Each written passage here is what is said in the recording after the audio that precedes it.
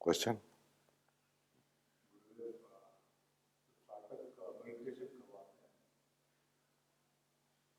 थोड़ी देर में उसके चित्र भी रहता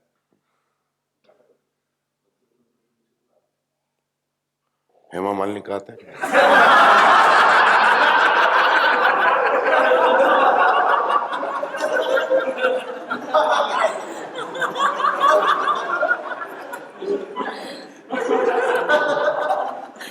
किसका है?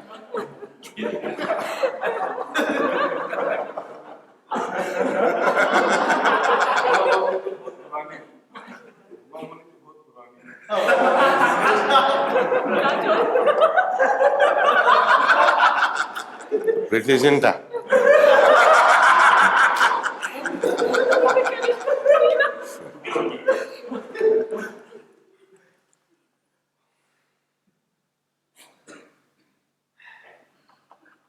होता है ऐसा, ठीक है।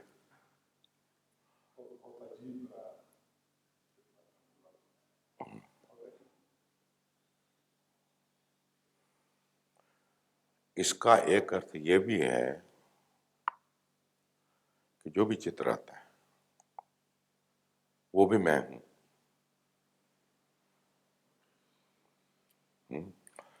इसका अर्थ ये हुआ सभी रूपों में मैं हूं।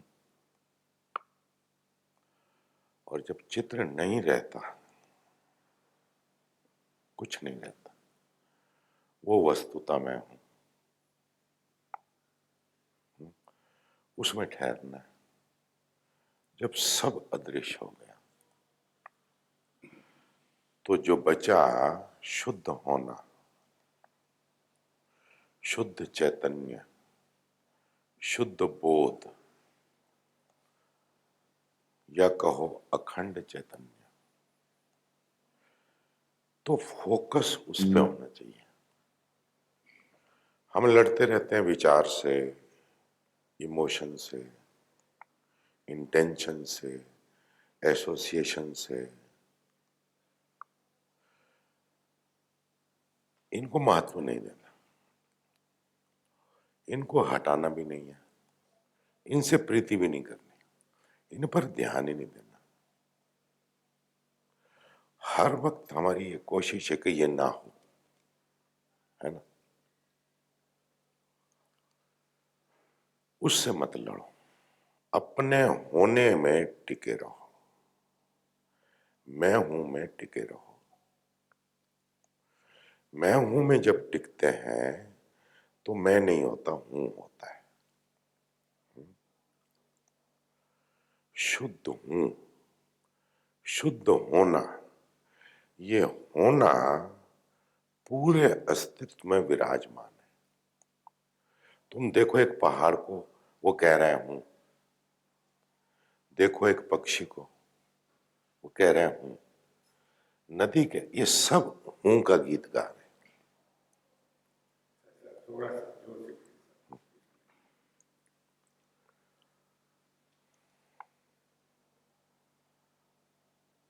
हूं जो है वो स्वभाव है।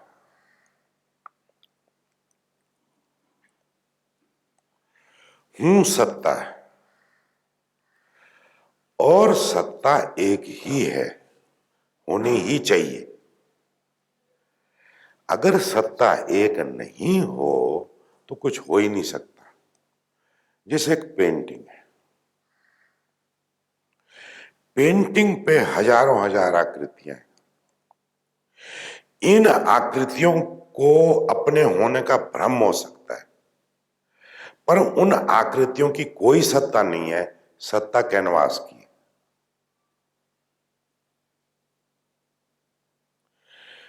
उसी कैनवास पर, उसी सत्ता पर ये देह भी है, विचार भी है, मन भी है, भाव भी है, क्रियाएं भी।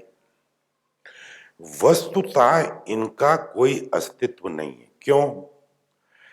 अस्तित्व हम उसका मानते हैं जो परिवर्तित नहीं होता। सत्य की हम परिभाषा करते हैं कि सत्य वो है जो सतत है, निरंतर है, अखंड है।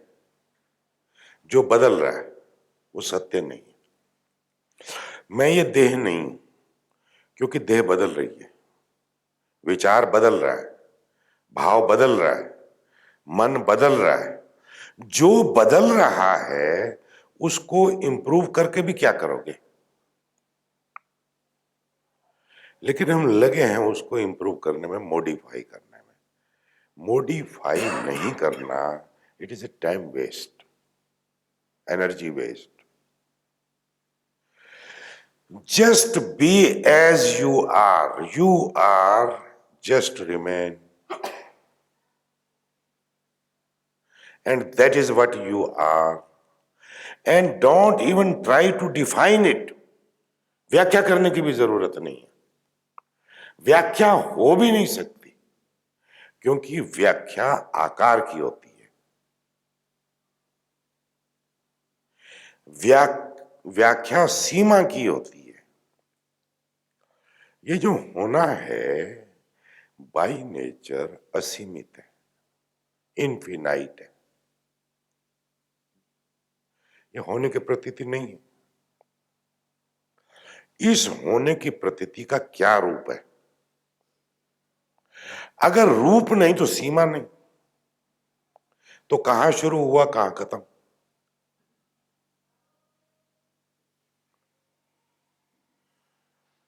पर यह होना ऑक्युपाइड है,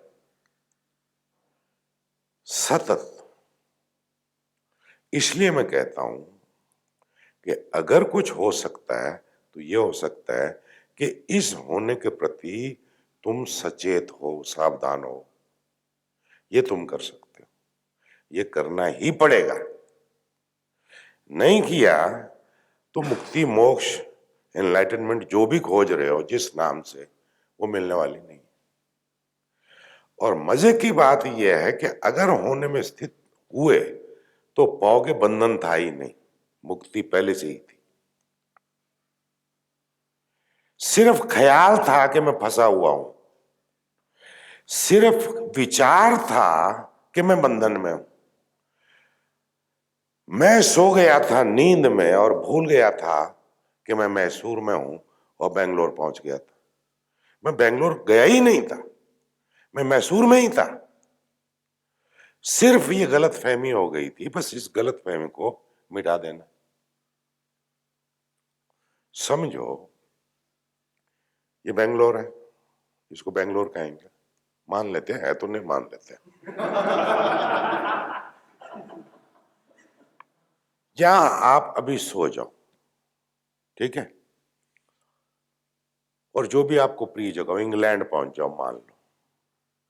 अभी इंग्लैंड पहुंच गए तो अचानक याद आया कि मेरे को तो ये करना है, मेरे को तो गुरुदेव का ताक सुननी है, तो क्या करूं, मेरे को तो पहुंचना है। अब नींद में सब हो रहा है, ये सब काम नींद में हो रहा है।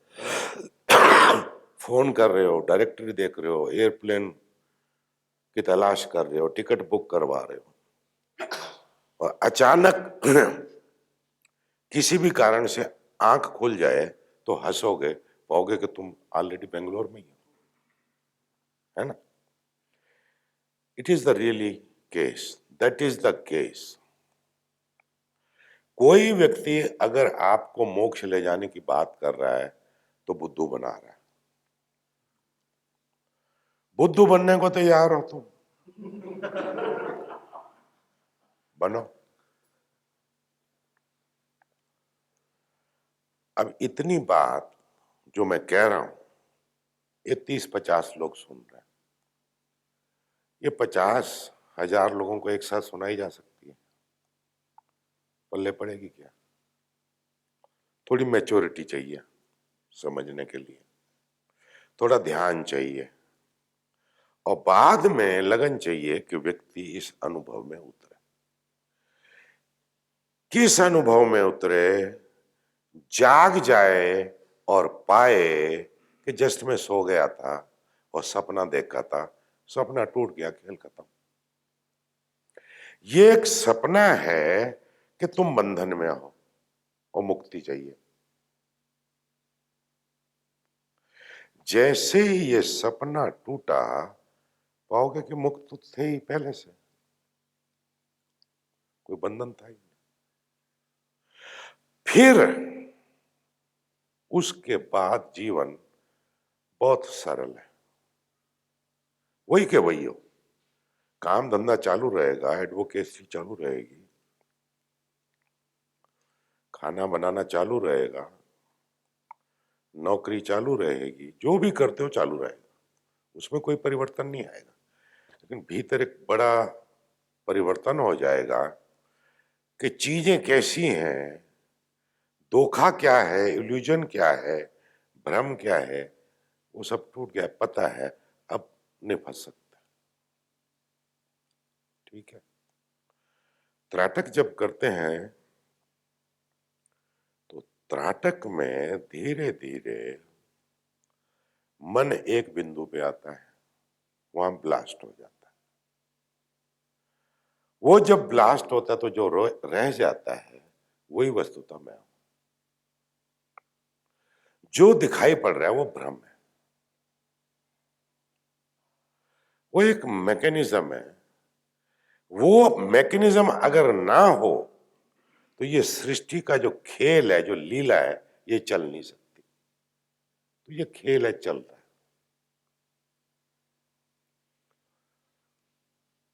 वो खेल के चलने के लिए वो मैकेनिज्म जरूरी है। ये धीरे धीरे समझ में आएगा अनुभव से।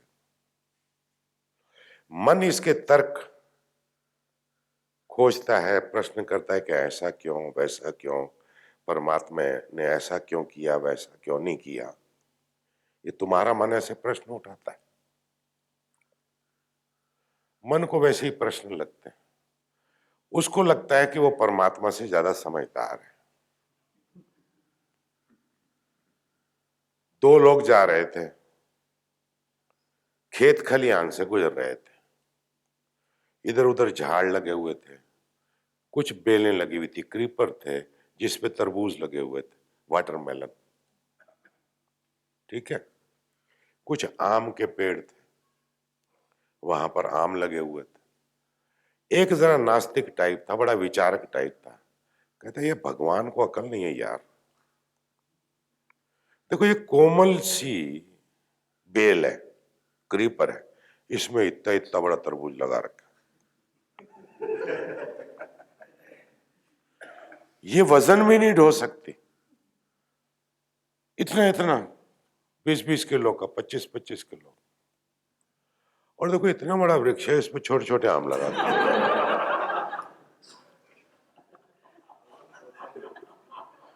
भगवान को अगर अकल होती तो वाटरमेलन वहां लगाता और मैंगो यहां लगाता। ऐसे गप्पे मारते मारते एक पेड़ के नीचे बैठ गए, आम का ही पेड़ था, और थोड़ी देर में थोड़ा थक गए थे तो नींद आ गई, सो गए। एक तोता आया, पैरट, क्या बोलते हैं आप पैरट को?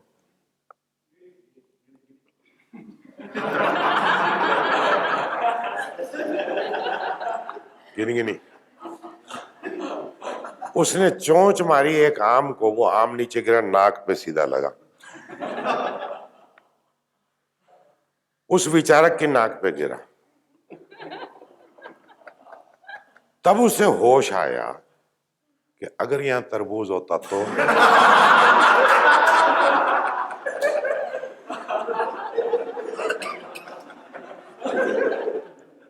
तब तो आज अपना मोक्ष हो ही गया था।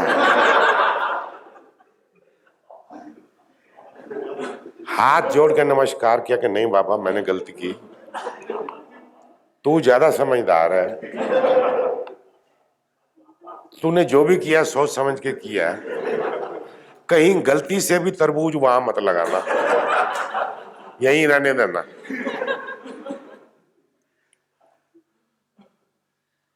आदमी का मन इस तरह के तर्क कि परमात्मा ने ऐसा किया, वैसा किया, ये ऐसा, वो वैसा, मन से सावधान, विचारों से सावधान, भावनाओं से सावधान। हमारी कोशिश सावधान होने की नहीं है, हमारी कोशिश इसको बदलने की है। कभी नहीं बदला जा सकता। आज अपनी डायरी में लिख के रख लो, कभी भी ये वक्तव्य अगर आपको झूठा मिले तो आके बात करना।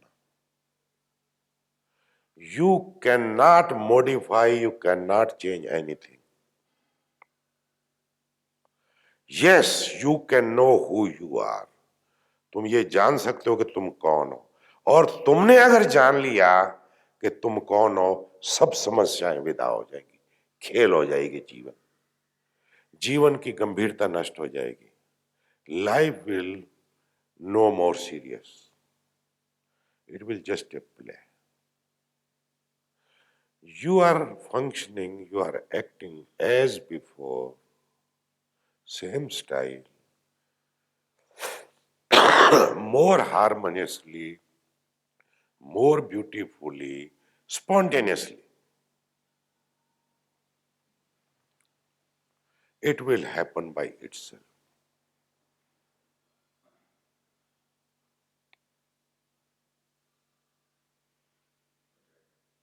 हो जाए।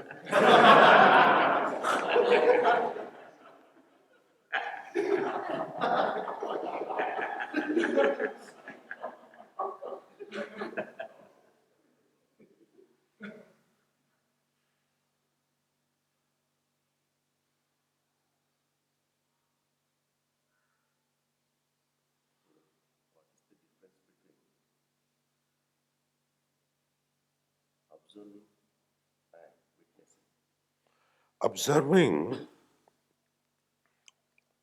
is with effort. The doer is involved. Actually, we use the word witnessing, but witnessing is a state of being. It is an achievement. उपलब्धि है।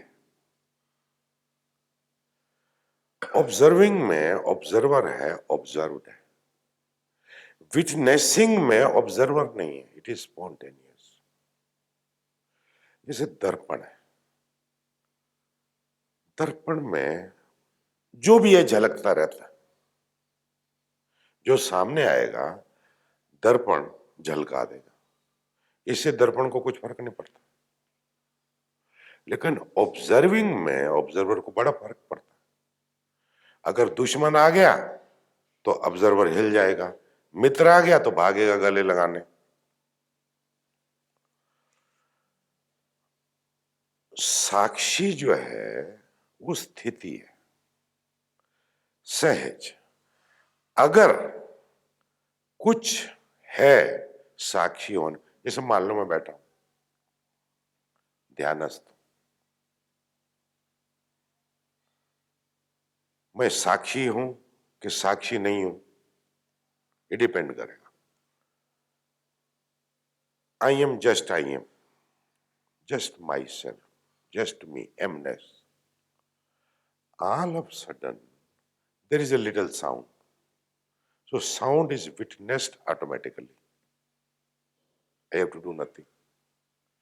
Sound disappeared. I again go into non-witnessing state, in pure emness. In pure emness, you are not aware that you are aware of emness. First, you have to become aware of emness. Then the deeper state is when you slip into a state where you are not aware of emness, that is purest. So, witnessing and non-witnessing in a meditative state will happen spontaneously.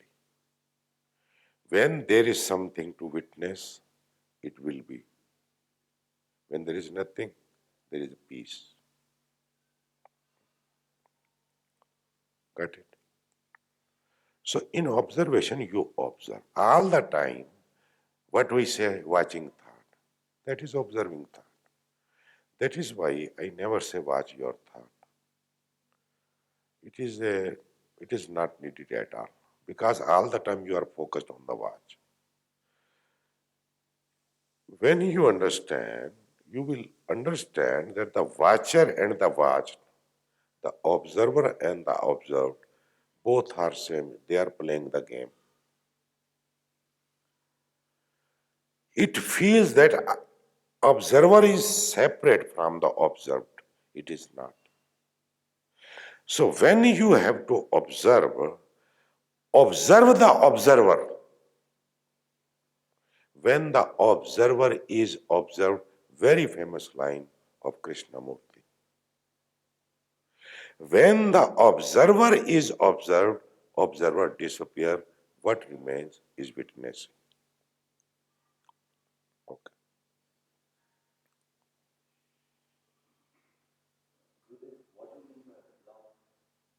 What do you mean by love? What is love? Love.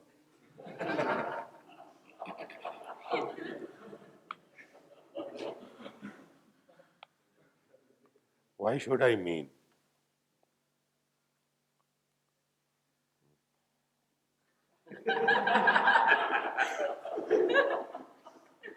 Same समझ है क्या?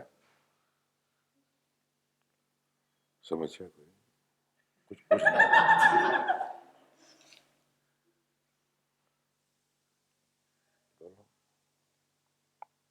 स्वामी जी, जो हो रहा है वो अच्छा हो रहा है, कोई पढ़ रहा है या कोई किसी का खून किसी ने थप्पड़ मारा, तुमको ये पक्का है कि जो हो रहा है अच्छा हो रहा है, तुमने उसको थप्पड़ मार दिया तो वो भी तो अच्छा ही हो रहा है ना?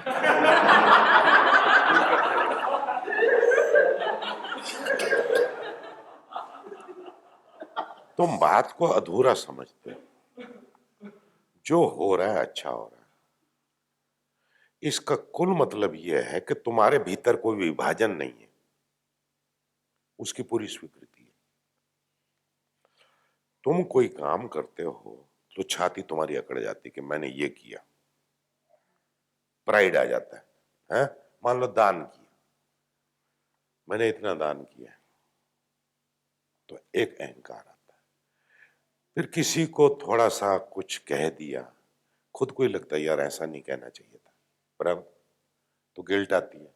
तो हर वक्त या तो तुमको गिल्ट आ रही है या तुमको अकड़ आ रही है। नहीं, किसी ने थप्पड़ मार दिया, ठीक है, अगर अच्छा हुआ तो अच्छा हुआ, और अगर तुमने पलट के एक मार दिया तो भी तो अच्छा ही हुआ ना? नहीं समझ? उसने पलट के 4 और मार दिया तो भी अच्छा हुआ।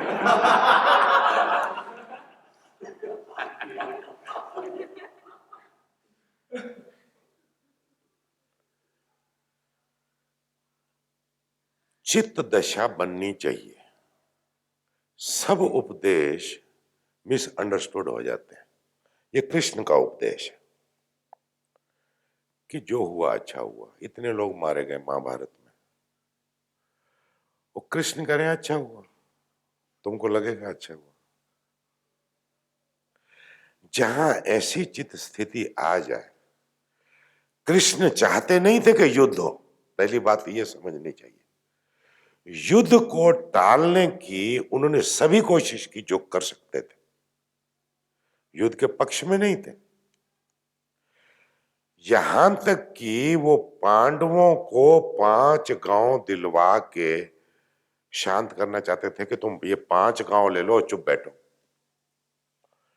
दुर्योधन ने कहा कि सुई की नोक के बराबर भी जमीन नहीं दूंगा। अब युद्ध अनिवार्य हो गया, तो जो हो रहा है अच्छा हो रहा है। फिर युद्ध हुआ, जो हुआ अच्छा हुआ। फिर इतने आदमी मरा गए, जो हुआ अच्छा हुआ। चित्त डावाडोल नहीं है। अर्जुन का चित्त तो डामाडोल है, कृष्ण का चित्त डामाडोल नहीं है। अगर तुम इस शिक्षा को पकड़ जाओ तो तुम्हारा चित्त स्थिर हो जाएगा, एमनेस में स्थिर हो जाएगा, फिर जो भी हो रहा है अच्छा हो रहा है। लेकिन इसकी व्याख्या जब तुम्हारा मन करता है तो वो यही व्याख्या कर सकता है कि किसी ने थप्पड़ मार दिया, क्यों कोई थप्पड़ मारेगा, फिर भी मान लो मार दिया, बाई द वे लग गया, तो तुरंत तुम्हारे भीतर क्रोध पैदा होगा, लेकिन तुमको ये नहीं लगेगा कि ये अच्छा हुआ, नहीं लगता ना। करते भी रहते हो, मजे की तो बात ये है कि करते भी रहते हो और पछताते भी रहते हो। या तो करो नहीं या पछताओ नहीं, दोनों में से एक चुन लो, पर ऐसा हो नहीं पाता। इस शिक्षा का मूल यह है कि तुम्हारा चित्त अखंड हो जाए, कहीं से भी बात पकड़ आ जाए वहीं जाके रुक जाएगी।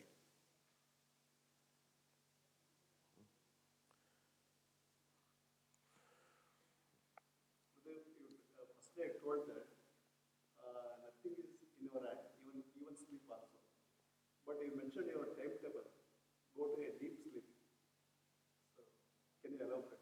Pardon? Firstly, I told that sleep is not in our hand. Then in your timetable, you mentioned go to a deep sleep. In my timetable? Can you comment? Where is my timetable?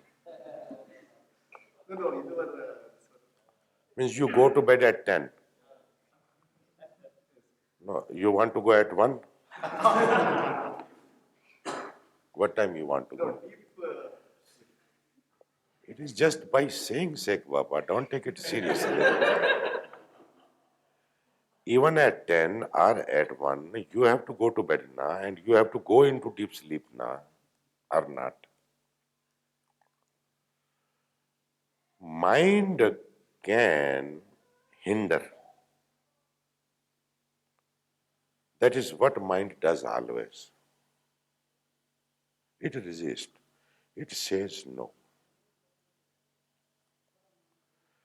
What it should do, it should say yes. Then mind is a good friend, a real friend. Suppose you want to come to a retreat. Your heart says, okay, let us go to this retreat. But your mind will bring 1,001 things. This excuse, that excuse.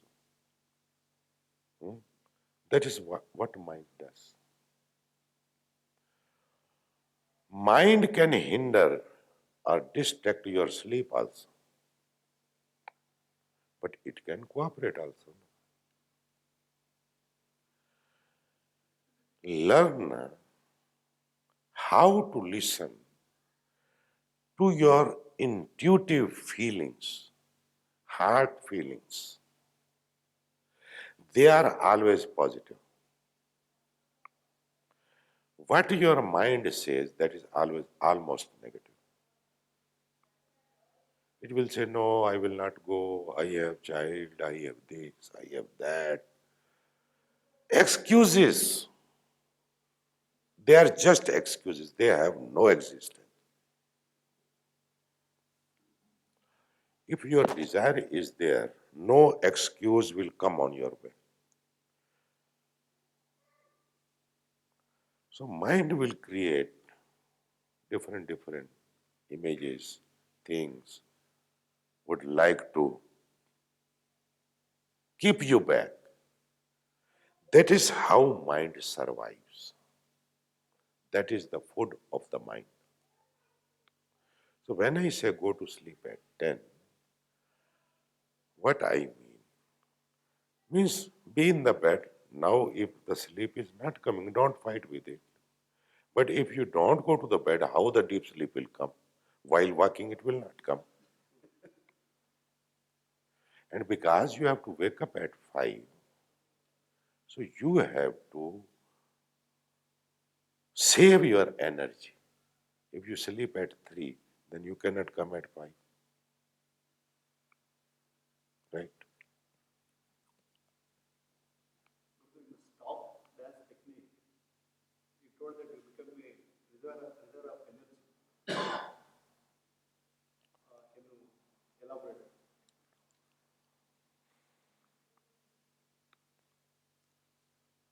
There are two ways, positive and negative.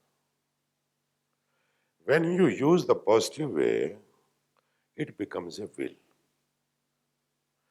You say, I will stand like this for half an hour. You are gaining energy.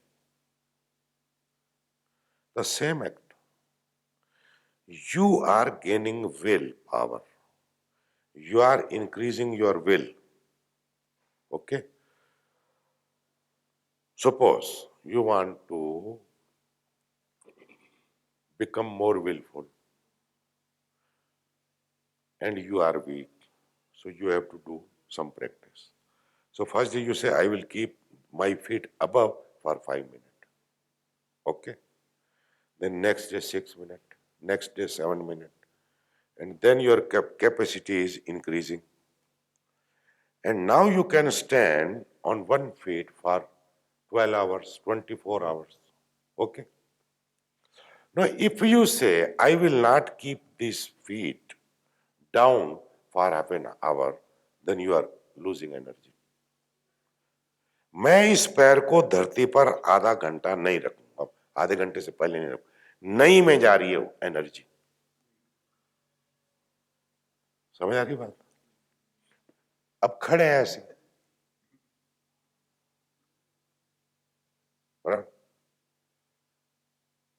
Wilfully. भीतर से मन कहेगा या energy कहेगी कि हाथ नीचे ले आओ या ऐसे, लेकिन आप खड़े हो.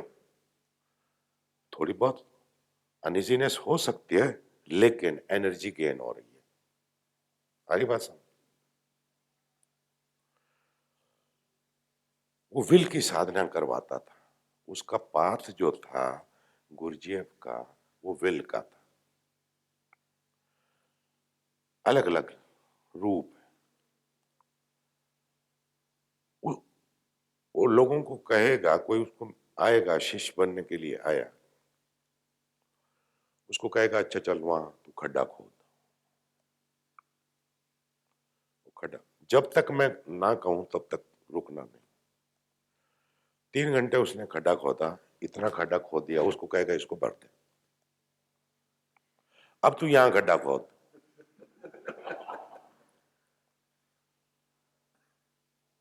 अब उसको लगेगा ये सटका हुआ है, और कोई भेद नहीं बताएगा, समझाएगा नहीं, ऐसे एक्सप्लेन नहीं करेगा, वो जस्ट एक्ट करवाएगा. फिर अभी तुमने 3 घंटे वहां लगाया, फिर 3 घंटे यहां लगाया, फिर कहेगा इसको बंद कर दो, यहां को दो. लगातार बिना रुके वो काम करवाएगा. 16 घंटे, 18 घंटे, 20 घंटे. कभी करना हो तो मेरे पास आना, मैं करवाऊंगा, फिर देखना क्या होता है.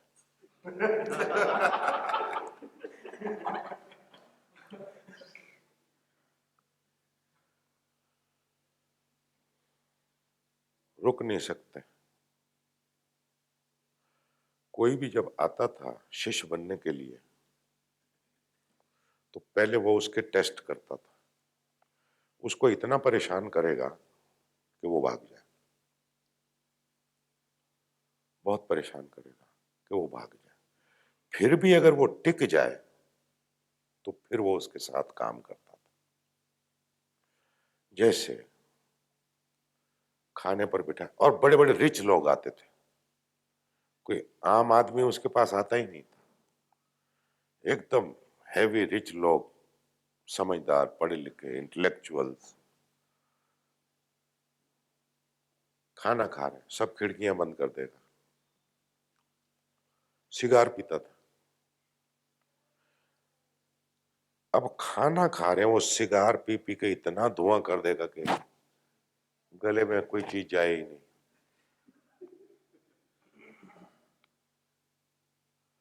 फिर उसको ले जाएगा कि चल अच्छा कहीं घूम के आता, तो ट्रेन में ले जाएगा तो सबके सामने ऐसी हरकतें करेगा कि उस आदमी को ऐसा लगे कि ये तो पागल है और भाग जाए। इसलिए उसको रास्कल सेंट कहते थे। उसकी सारी कहानियां बहुत विचित्र है और उसने बड़ी मेहनत से, इतनी मेहनत से हजारों हजार मील यात्रा करके सत्य खोजा। यहाँ भटक वहां भटक, यहाँ जा वहां जा, कोई दुनिया का कोना नहीं छोड़ा, हिमालय तक वो गया। सत्य की खोज उसका बचपन से, छोटा था बचपन से, तब से। अभी एक बार एक महिला आई, उस महिला ने अपने सारे गहने उतार के दे दिए गुरुजेब। ढेर सारे गहने थे, कीमती थे। गुरुजीएफ ने ले लिए। फिर जब वो जाने लगी तो गुरुजीएफ ने कुछ गहने अपने से डाल के अपने उसको लौटा दिए। उसने जाके खबर कर दी लोगों में कि ऐसे ऐसे मैंने गहने उनको दिए थे, डोनेट किए थे, पर उन्होंने लिए नहीं, बल्कि और गहने डाल के मेरे को दे दिए। एक दूसरी महिला, उसने सोचा कि चलिए तो फायदे का है सौदा। वो उससे भी ज्यादा गहने लेके आ गए और आके थी, गुरुजीएफ ने कभी वापस नहीं किए।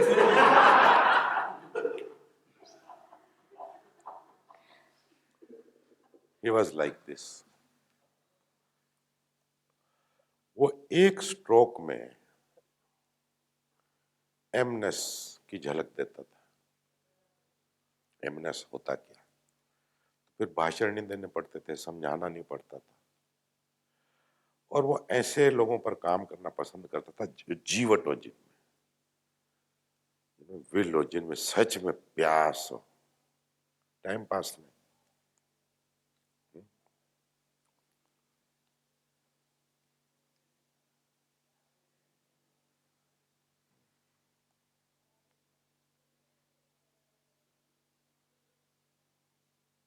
का थोड़ा सा time. At what stage of life does a person get the confidence that he can also become a Buddha? Yes. Just now I told you that Guruji had सत्य की खोज की नहीं अपने बोला that confidence when it will come? Anybody? ओए,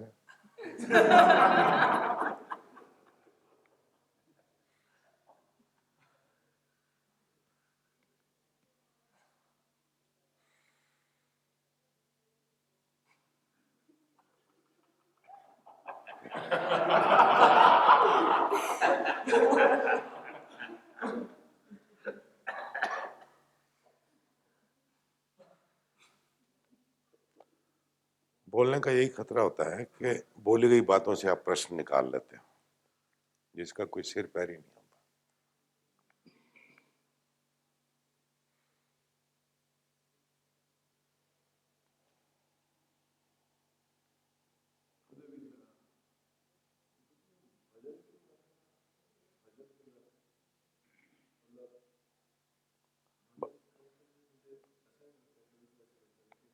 भजन अच्छा नहीं लगता, मत गाया करो।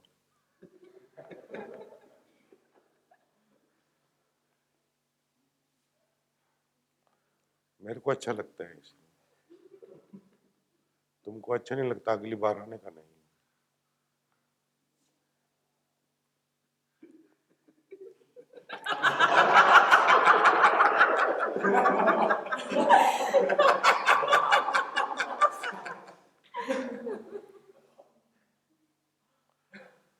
भजन का वास्तविक अर्थ होता है रिमेम्बरिंग।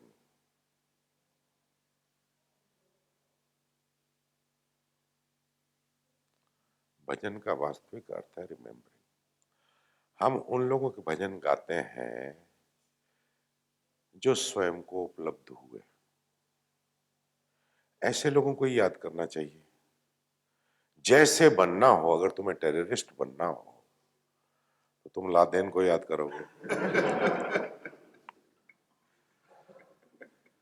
कृष्ण बुद्ध महावीर को तो नहीं याद करोगे। और कृष्ण और बुद्ध और महावीर के अगर भजन गाते हो तो लादेन हो नहीं सकते। एक सिंपल सी बात है। भजन हम उन लोगों के गाते हैं, और भजन का मूल मंत्र है जो हमें स्वयं के पास ले आए। तुम्हें पाके खुद से दूर हो गए थे, तुम्हें खो के खुद के पास आ गए। भजन गाते गाते सब खो जाए और तुम अपने पास आ जाओ, ये भजन का अर्थ है मूल रूप से। तो जो चीज तुम्हें अपने पास ले आए वो मैं इस्तेमाल करता हूं, वैसा भजन लगा देता हूं, वैसी प्रार्थना। जब तुम प्रार्थना करते हो कि सबका भला हो, इसका मतलब ये कि तुम अपनी डिस्ट्रक्टिव पावर को कम कर रहे हो। दोनों एक साथ तो नहीं हो सकती ना, कि तुम सबका भला भी मांगो और साथ में बुरा भी करो। अगर ठीक से इसमें प्रवेश करोगे, देखो तुमने अपना भला किया तो भी नहीं होगा, क्योंकि तुम सबसे जुड़े हुए। हकीकत ये सबसे जुड़े हुए हो, ये कहना ठीक नहीं है, एक ही है, लेकिन समझते नहीं हो, जानते नहीं हो, अपने को सेपरेट मानते हो। इसलिए जिन लोगों ने जाना, उन्होंने कहा कि सबका मंगल हो, क्योंकि सबका मंगल होगा तो ही मेरा मंगल होगा। सब सुखी होंगे तो ही मैं सुखी होऊंगा, सब प्रसन्न होंगे तो ही मैं प्रसन्न होऊंगा। तो ऐसी भाव दशा में उतरना, कोई जरूरी नहीं कि तुम्हारी प्रार्थना करने से सबका मंगल हो जाए, लेकिन ये जो चित्त बन रहा है, जो दूसरे का मंगल चाहता है, ये किसी का नुकसान नहीं करेगा। और जब तुम किसी का नुकसान करते हो तो तुम्हें पता नहीं चलता कि तुम बेसिकली दूसरे का नहीं, अपना नुकसान कर रहे हो। तो भजन अच्छा नहीं लगता, ये तुम्हारी कंडीशनिंग है, टूट जाएगी। मेरे पास आते रहे, सब कंडीशनिंग टूटने वाली है। इसलिए मैंने तुम्हें पहले दिन ही कहा था कि तुम आओ ही मत, भाग जाओ, वरना मैं तुम्हें धो देने वाला हूं, ये पक्का है। तुम्हारी मान्यताएं, तुम्हारी धारणाएं, तुम्हारी सोच गई भैंस की तरह पानी में।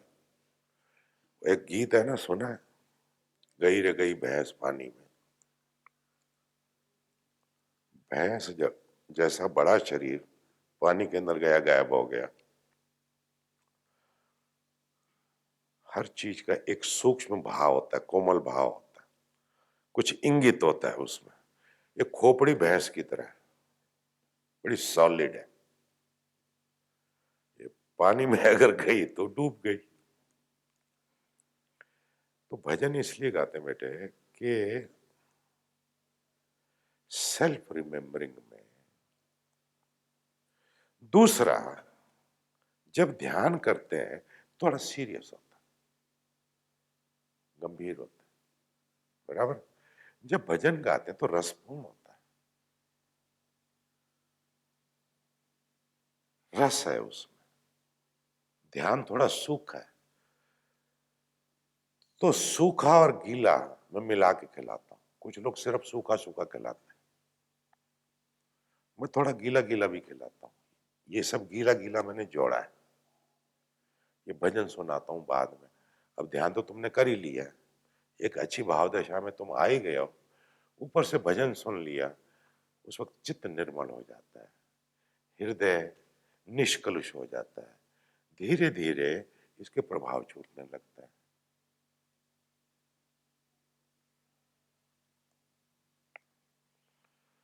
Okay.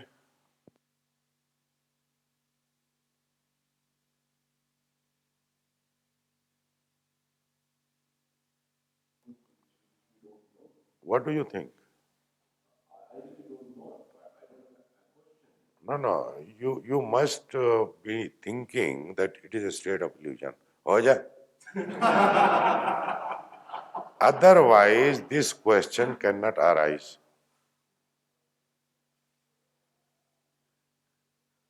What do you think? Now you are meditating since few days at least, as I have seen. I don't know since how long you are meditating. If you call me that, you sit somewhere and close your eyes and search something, in fact, so I have started journey in the past 2 years. If you call a meditation like, working on something else, maybe work or, working on your studies or something, I started my journey around 30 years back. I really don't know, in fact. I really don't know what exactly is life all about. Meditation is I don't know state. So remain in I don't know state. When you are in a state where you can say or feel that I don't know, that is meditation.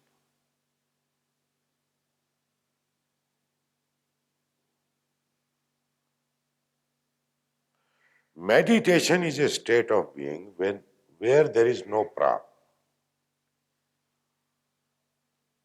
No prop of any sort. Meditation is a state of being in which all activity calms down. All activity. Physically, mentally, emotionally, everything goes low. Even if it does not go low, does not matter. In meditation, if you become aware of yourself, that too is meditation. Means just remembering that you are. There is a thought, there is a feeling, there is an emotion. It simply means you are also there. That thought is telling that you are. But you are focused at thought, become focused at you are. That is meditation. Simple. What exactly is the illusion all about? Where is the illusion? Thought is the illusion. Whatsoever you are perceiving, whatsoever I am saying is not you. Whatsoever you know, whatsoever you understand, whatsoever you perceive, whatsoever you feel, whatsoever you assume, presume, imagine is not you. But all this cannot be without you. So you are the truth, not what you perceive. And that is meditation. Whatsoever, sir, listen again. Whatsoever you see, whatsoever you perceive, whatsoever you feel, whatsoever you think, whatsoever you imagine, assume, presume, intention, attention is not you. And they cannot be without you. And they are telling you that you are, be that you are, that is meditation.